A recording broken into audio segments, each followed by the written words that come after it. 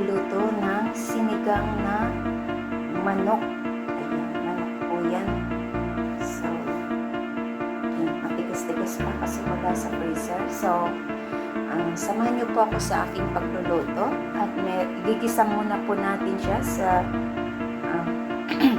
sa garlic and ginger and red onion. Meron tayong kamatis, siling haba at okra. May talong po tayo at kangkong from my garden. So, start po tayo. So, dito po ako magigisa na para diretsahan na.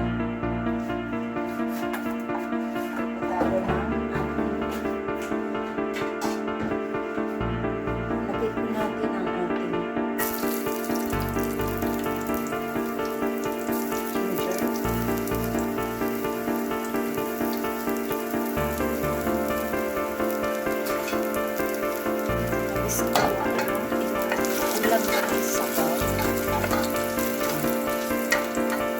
ilagay ko na po yung bawang.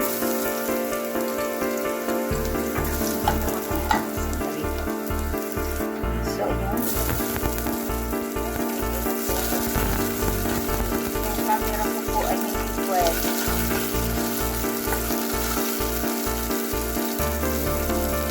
So, ilagay ko na po yung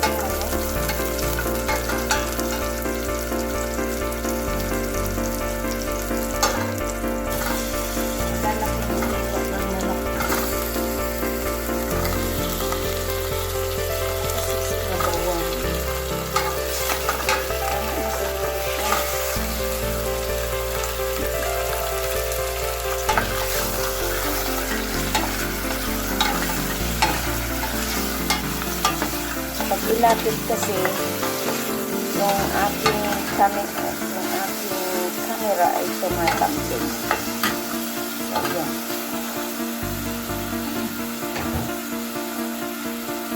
So, lagyan ko po siya ng black pepper. And this, ayan. So, these are patis.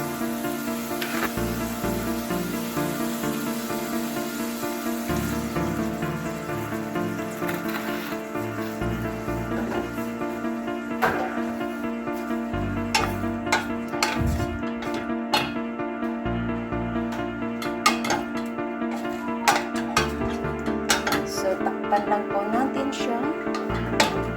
Ayan siya. Takpan natin na maluto muna natin itong ating chicken. So, ayan po natin.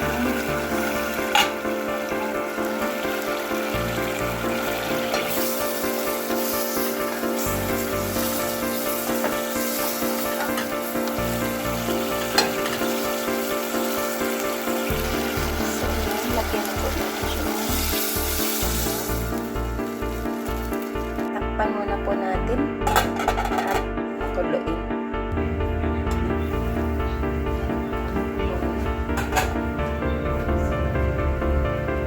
Lagyan po natin yung kamatis.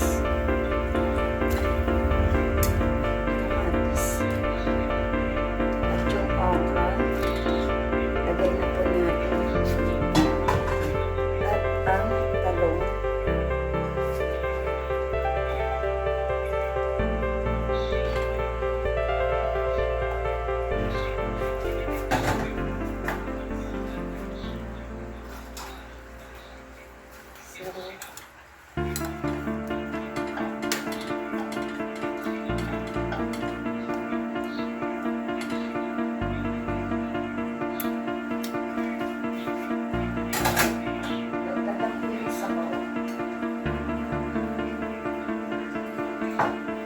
Kasi parang konti.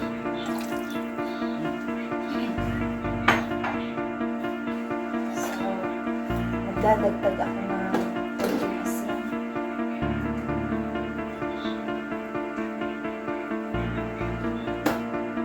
Asin. Tsaka nor cubes.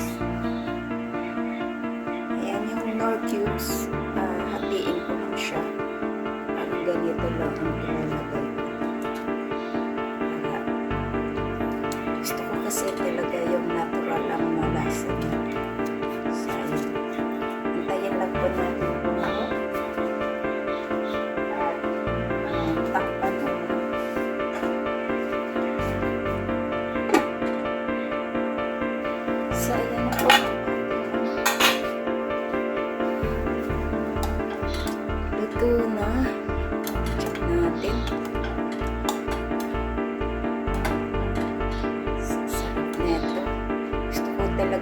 may sabaw eh.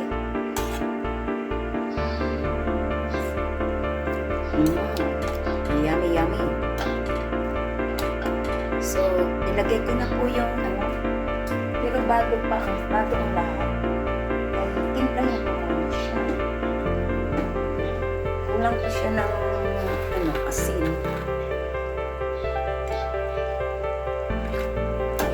Kulang pa siya ng asin. So, patis po ang ilagay ko. At ilagay ko na yung kangkong. Ilagay ko na itong kangkong. Okay lang ang kangkong dito sa akin. Sobrang dami. Gusto ko maraming kangkong. So, yun.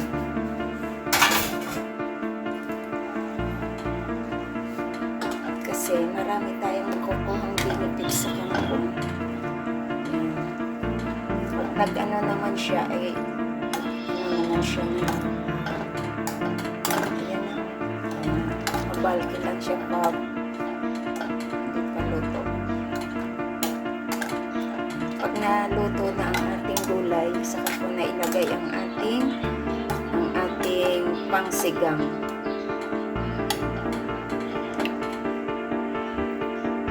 So, ayan. Yummy, yummy.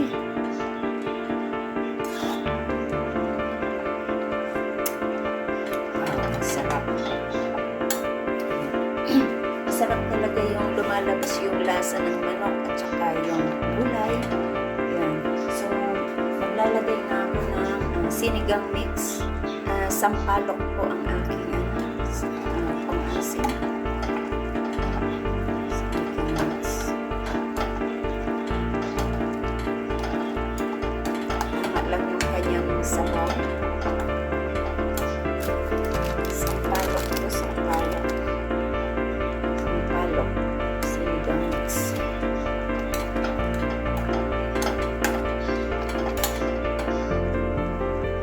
So, timplahin ko na po. Ang sarap nito manigo. Kahit mainit ngayon, maalinsangan.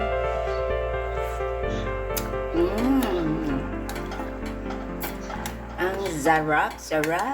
Ayan. So, check natin kung luto na yung si kangkong. Luto na. Pinailalim ko kasi. Diba? Ayan, luto na. So, ready to serve na.